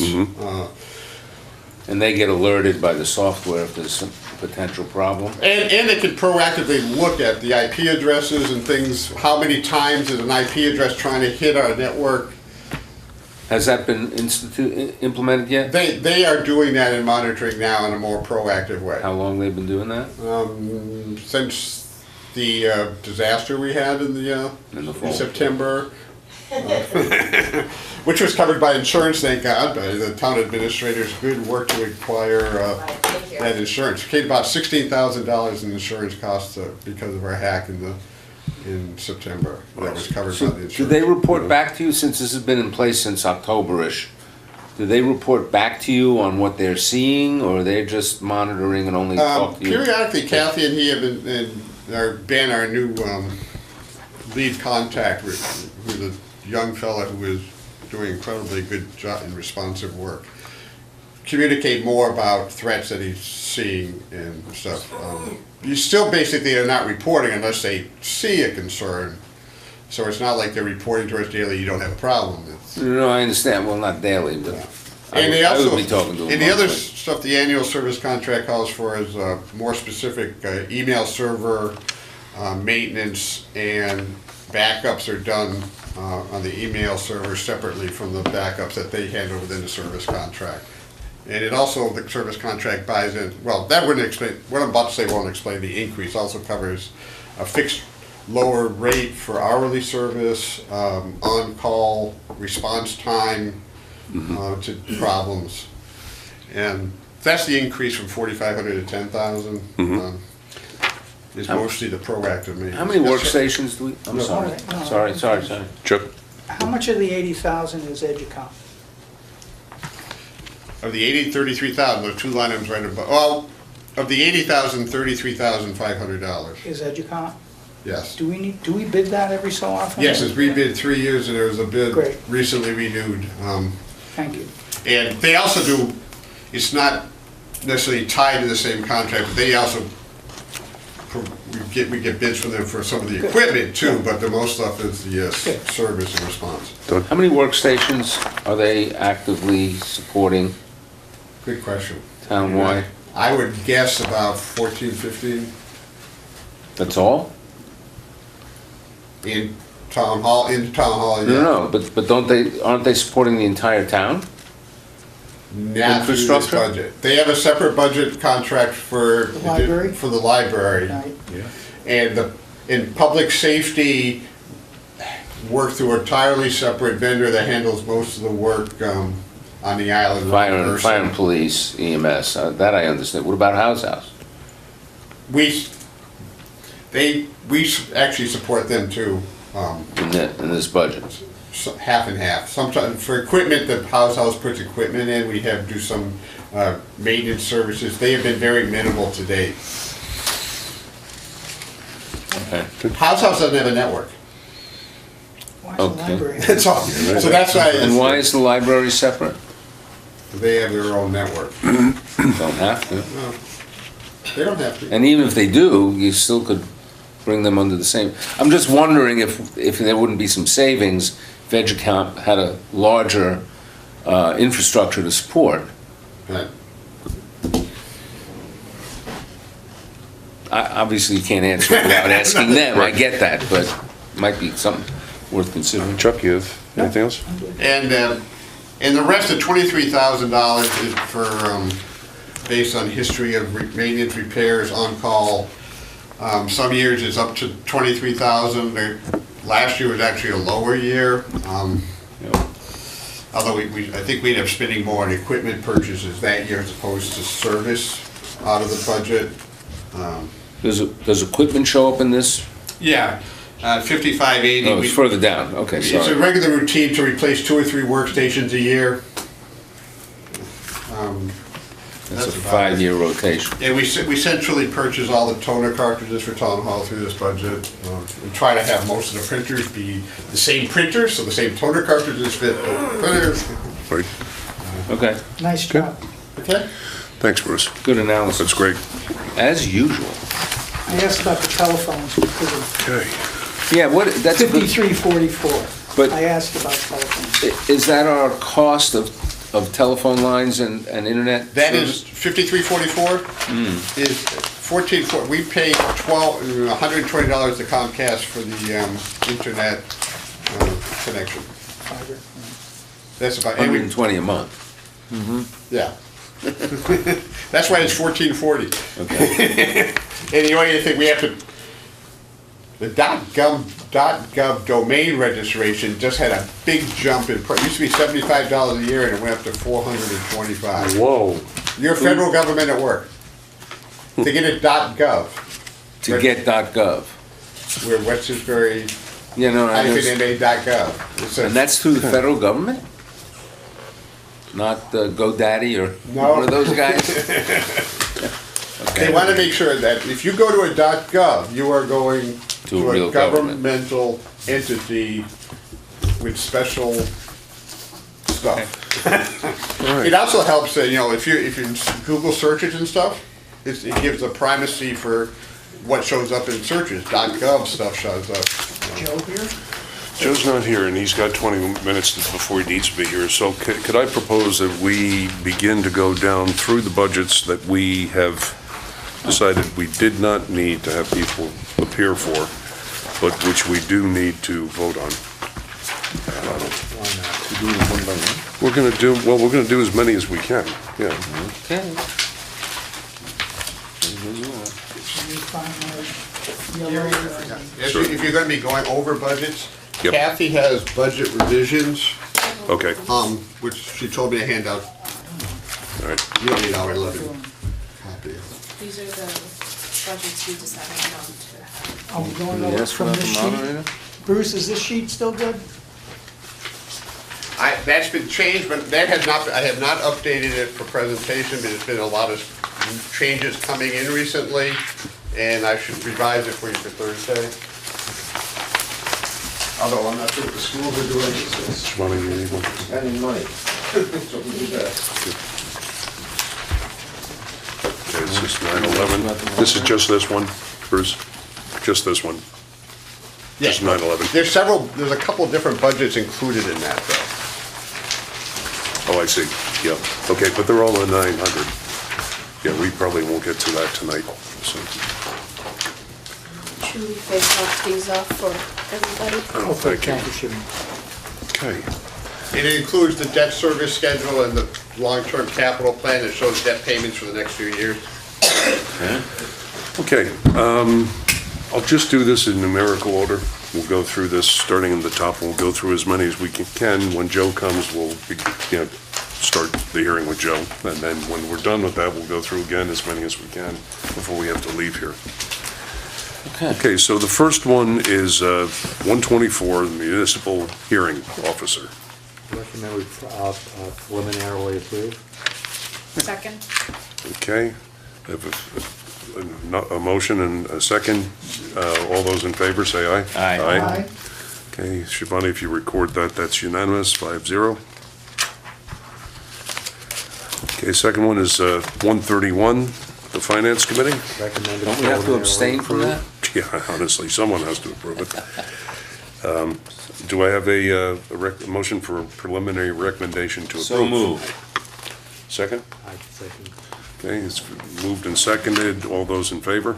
Aye. Opposed? 51, Unanimous. 5,700. All right. Gary, 124 municipal hearing officer? Yes. 120. 5120. No. Oh, 124. 124, yeah. I didn't hear that one. Yes, that 124. That was 5-0 as well. Unanimous, 5 in favor. Okay. 131 is unanimous. Okay. 132, the reserve fund. Preliminarily recommend. Second. All those in favor? Aye. Aye. Opposed? It's unanimous, 5-0. Number 133 is the annual town audit. Preliminarily recommend. Up to approve. Moved and seconded. All those in favor? Aye. Opposed? It's unanimous. 135 Preliminarily recommend. is the accountant. Town accountant? Second. Okay, so we have Greg moves and Doug is seconded. All those in favor?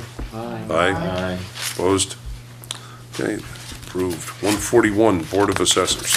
Preliminarily recommend. Second. Okay, we have Greg moved and we have Jane second. All those in favor? Aye. Okay, approved 5-0. 145, which is the treasurer collector. Preliminarily recommend. Do I have a second? Second. Okay, Greg moved and Doug second. All those in favor? Aye. It's 5-0. 151, legal services. Preliminarily recommend. Do I- Second. Jane seconds. All those in favor? Aye. Opposed? It's unanimous. 152, the Personnel Board. Preliminarily recommend. Second. Okay, Greg moves, Doug seconds. All those in favor? So, Aye. Opposed? It's unanimous. 158, town title foreclosures. preliminarily recommend. Second. Okay, Shivani, you got those? All those in favor? Aye. Opposed? It's unanimous. 161, town clerk. Preliminarily recommend. Second. Okay. Okay, all those in favor? Aye. Opposed? Unanimous. 162, elections. Preliminarily recommend. Second. Okay. Got that, Shivani? The two? Yep. Okay, all those in favor? Aye. Opposed? It's unanimous.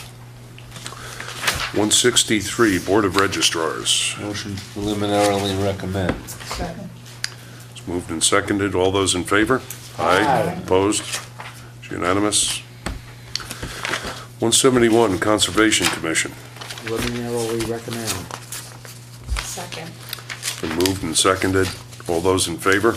Aye. Opposed? Unanimous. 175, the Planning Board. Preliminarily recommend.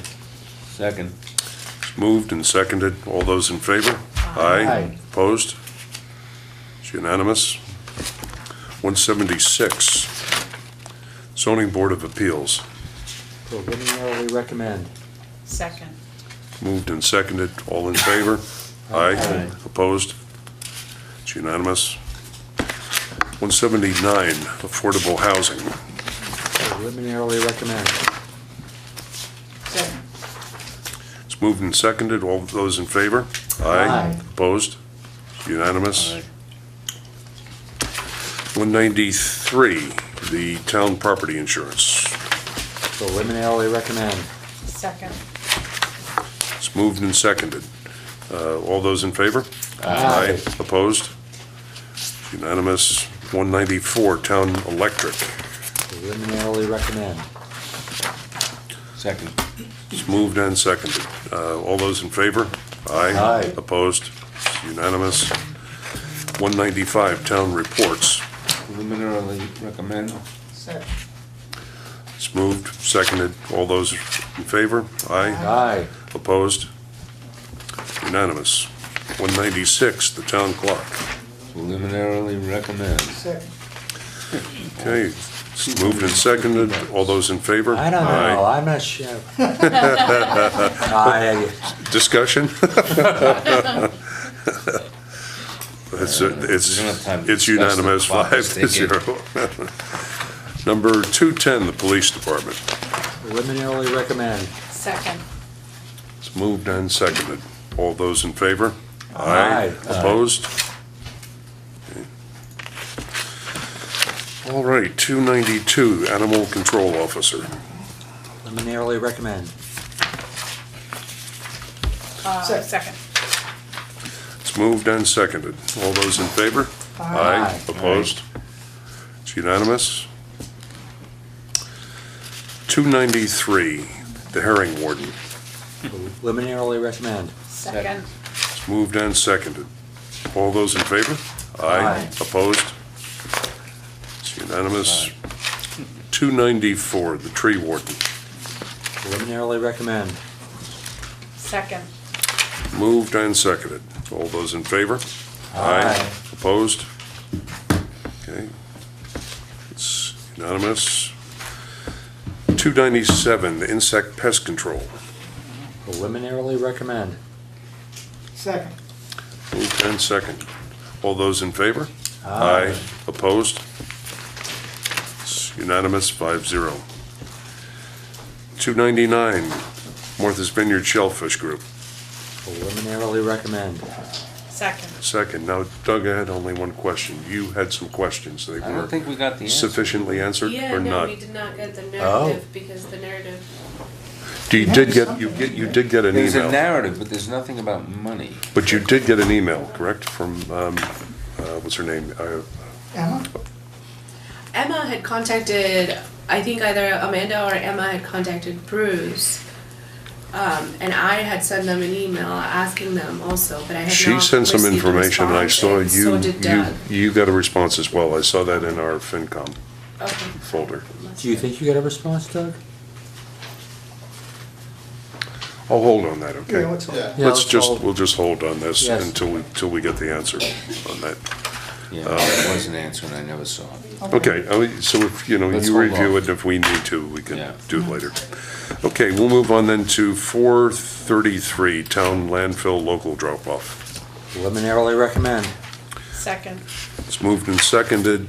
All those in favor? Aye. Opposed? It's unanimous.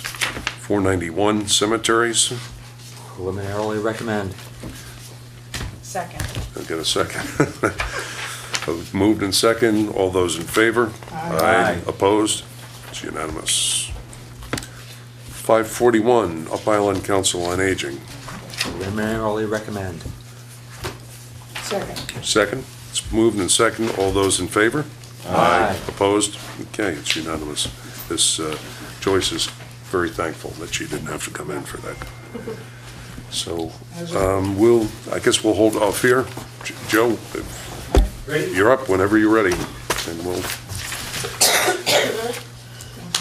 Okay. Right on time. So, we are now, let me get back to where I was.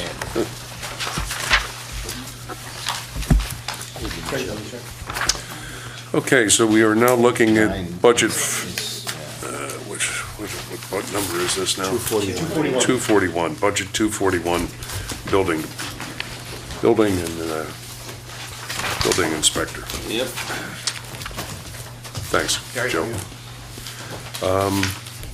Okay, So I'm the guilty party here. you are the one, Doug. You own it. So, thanks for being on time, first of all.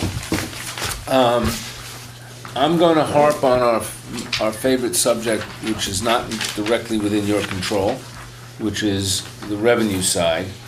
For the benefit of the camera, the inspector's, building department's budget totals approximately, excuse me, $216,000 and has a revenue estimate of $155,000. Actual revenue 2018 was 148, closer to 149. And we've made the argument that wherever possible, for departments that charge fees, that they do their best to match the expenses, so they pay for themselves. So we have approximately a $60,000 shortfall. And I had requested some analysis on permits to get a handle on what would be possible in terms of raising fees. And I don't see it as our job to make any specific recommendation about how to go about that. The one observation I would like to make is that there is an increase in fees when you hit 1,500 square feet in a building, and the implication being that there's more work for you guys to do. And from our perspective, the bigger the building, the more they should pay for a permit. I think in my estimation, just on general principles. This past year, and thank you for the quick response on the analysis, were you able to pull up that one, there was one permit that had a budget of $3 million, but didn't make it into the report with its actual fee? Hang on one second, I'll bring it up. Oh, I printed it out here. It's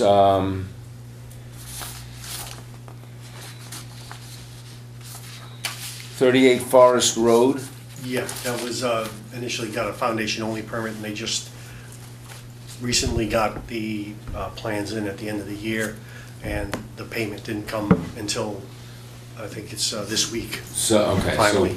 so do you have any idea what that payment was roughly? Basically, what we normally do is subtract 1,500 square feet out of the...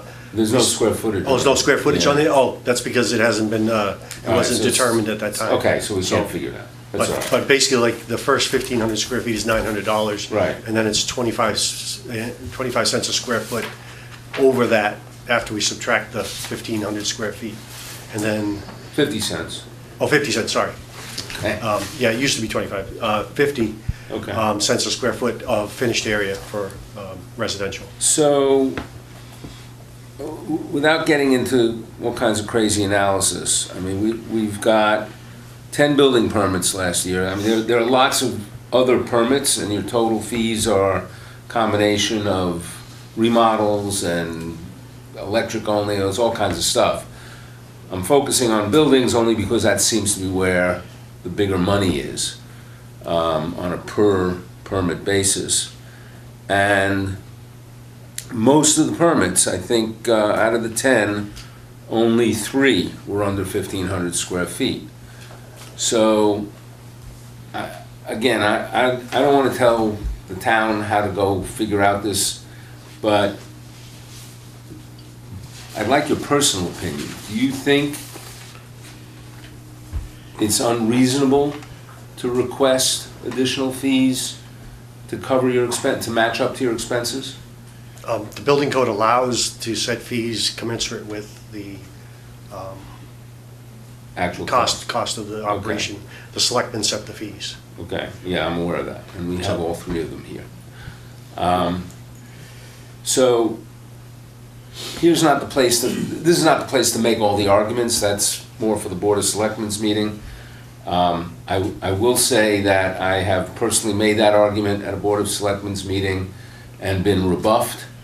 One of the counter arguments was that residents are already paying for the building department through their taxes and shouldn't have to pay exceptionally more for a permit. My counter argument is that these are, in my view, user fees, and I think I have some agreement with my colleagues. These are user fees, and taxpayers who aren't building would pay nothing if the fees cover the expenses. So I think the argument that taxpayers are would be paying less if we don't raise the fees doesn't work. I'm not sure there's much more to say at this point. I don't really see anything unusual on the expense side. I see that the number of permits seems to be drifting down. I would say it's steady. The last 2 years were fairly steady. Okay. 10 2018, 13 in 2017. Well, I'm looking It's at not a- overall. Yeah. You know, because if you look at the total revenue for both years, it's within. It's very similar. Are those calendar or fiscal years? That's calendar year. That's calendar year. Correct. Okay. Do you have, okay, so 10 in 2018 is the whole year. Yes. So there's nothing, But, there's no, but you know, like I said, it's broken down into, some of them are modular, some of them are guest houses, some of them are duplexes. So, you know, if you're looking at dwelling units, there's more than 10, because if you add all those together. oh Yeah. yeah, there's a You know. long list here. But yeah, like I said, the ones over 1,500 are usually the single-family Okay. dwellings.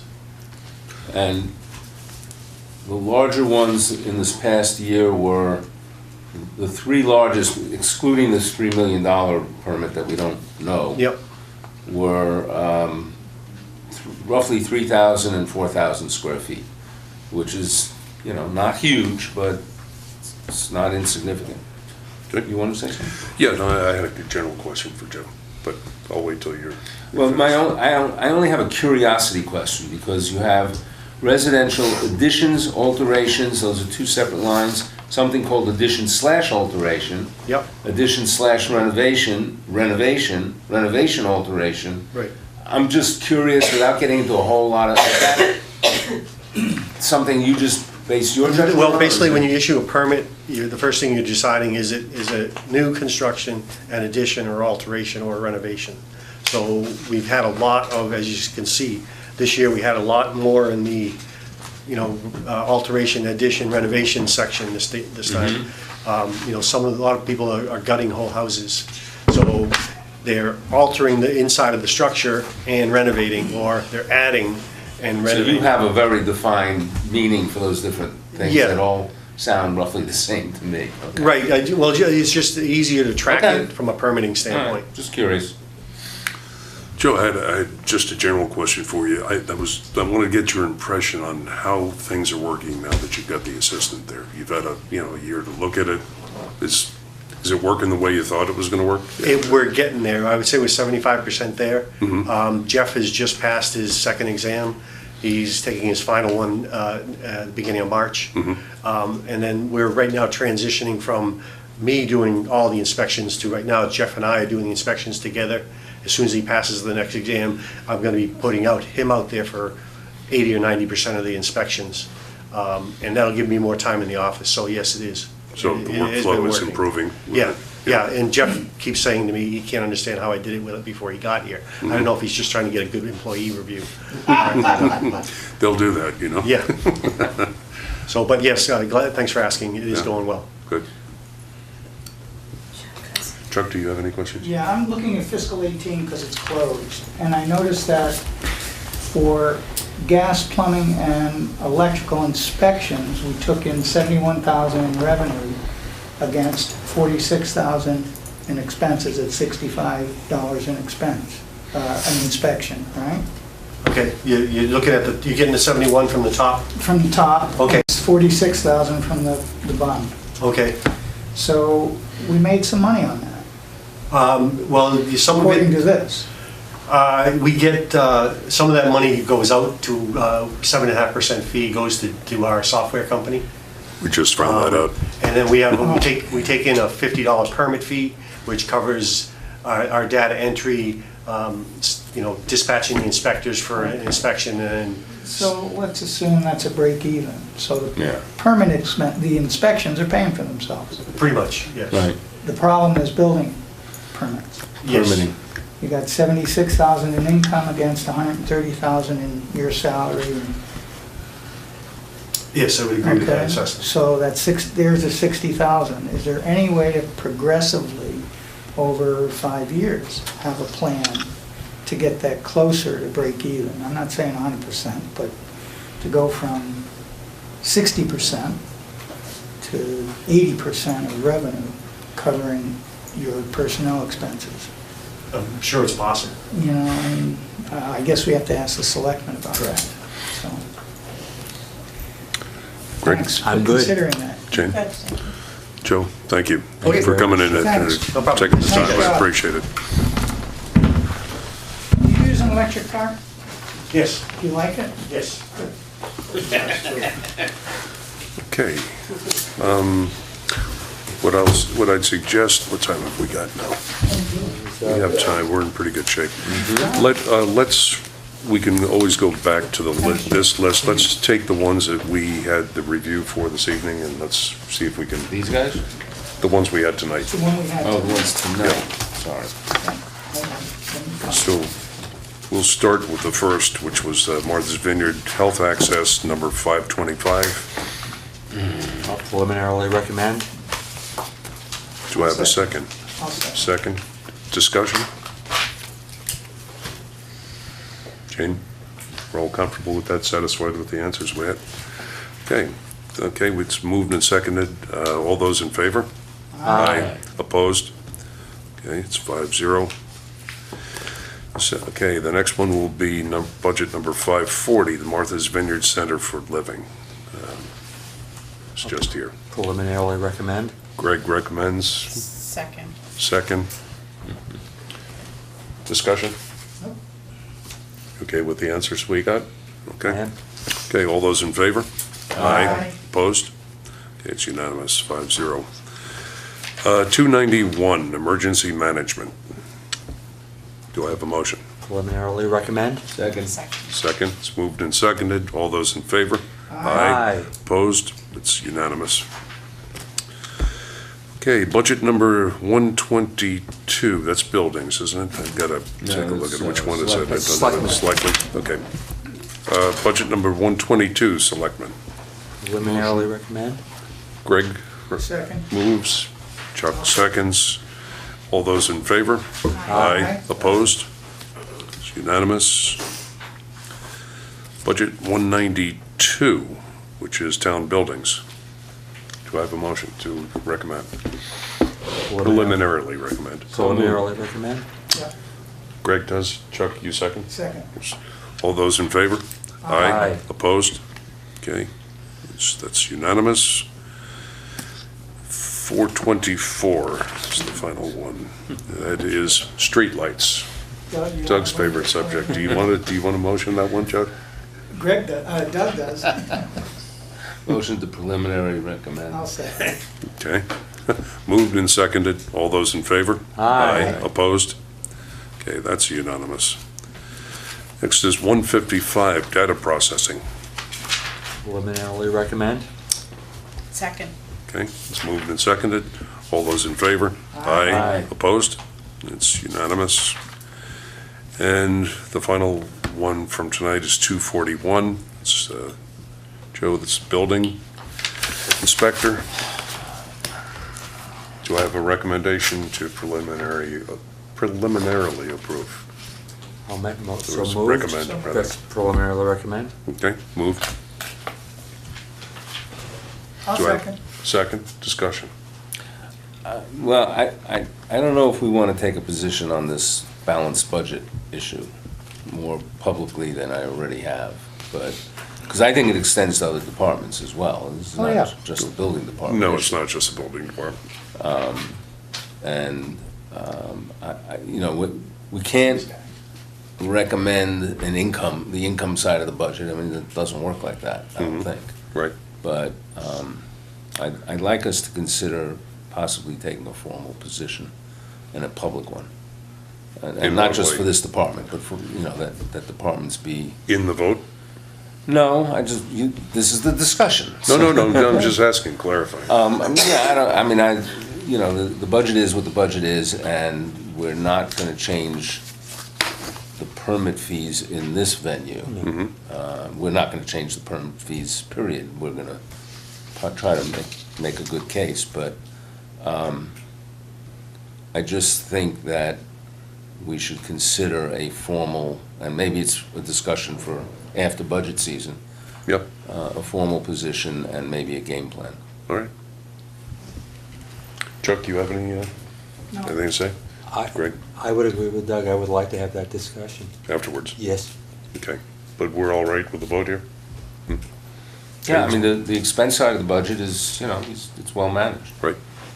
Okay, so it's moved, we've got a motion and seconded. Did we get that? It's funny, I'm losing track here. All those in favor? Aye. Opposed? Okay, that budget is approved unanimously. Okay, we do have some time, so You want to go back to the master list? we go back to the master list here of those that we will not be bringing in personally. We are up to budget number 543, Veterans Benefits. Motion to preliminarily recommend 543. I'll second. Okay, it's moved in second. All those in favor, say aye. Aye. Opposed? It's unanimous. Budget number 610, Library. Preliminarily recommend? Second.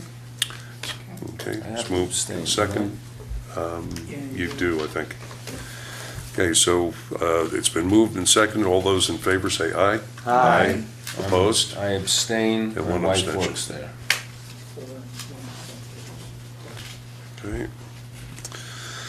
Budget number 650, Town Grounds. Preliminarily recommend? Second. It's moved in second. All those in favor? Aye. Opposed? It's unanimous. Budget 690, Historic District Commission. Preliminarily recommend? Second. It's moved in second. Shivani, you got both those? Yes. Okay. All those in favor? Aye. Opposed? It's unanimous. 691, the Local Historical Commission. Motion to preliminarily recommend. Second. Moved and second. All those in favor? Aye. Opposed? It's unanimous. 692, Martha's Vineyard Cultural Council. Preliminarily recommend? Second. It's moved and seconded. We all okay with that? Any discussion? No? Okay. Moved and seconded. All those in favor? Aye. Opposed? 710, Debt Service. Motion to preliminarily recommend. Second. Moved and second. Discussion? Any? None? Okay. All those in favor? Aye. Aye. That's principal. 751, Long-Term Debt. Interest. Preliminarily recommend? Moved? Second. Moved and second. All those in favor? 752, Short-Term Debt. Move to preliminarily recommend it. I'll Second. Okay. Jane second.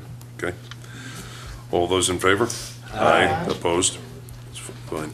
I'm going to hold off on these last ones Thank you. because we just got the sheet tonight. Okay. The amendment to those, a revision of these, so. Oh, you did do 945, that's separate. Who? 945 is a separate insurance for public officers, it's not Kathy's. So we're gonna have to do these and have another night anyway, so we Okay. can do those then. And then you'll send me the information from, I emailed you with. you sent it to me already, for the town moderator. You have it. Okay, so I will send everyone the revised budget for the town moderator with the narrative that he's provided, and then depending upon when we meet on Thursday, we can decide whether or not we feel we need to see him personally or whether we can hold a vote on it. And it's a new line item, so it stands by itself. For legal fees, right, gotcha. Okay, Okay. I think that is it for this evening, so the next meeting will be on Thursday, same time, 4 o'clock. 4 o'clock? You can get the minutes? Not for tonight, we'll do those on the 21st. Okay. Yep. Okay, all set? Motion to adjourn? Motion to adjourn. Second. All in favor? Aye. And we are adjourned. Six. Thank you.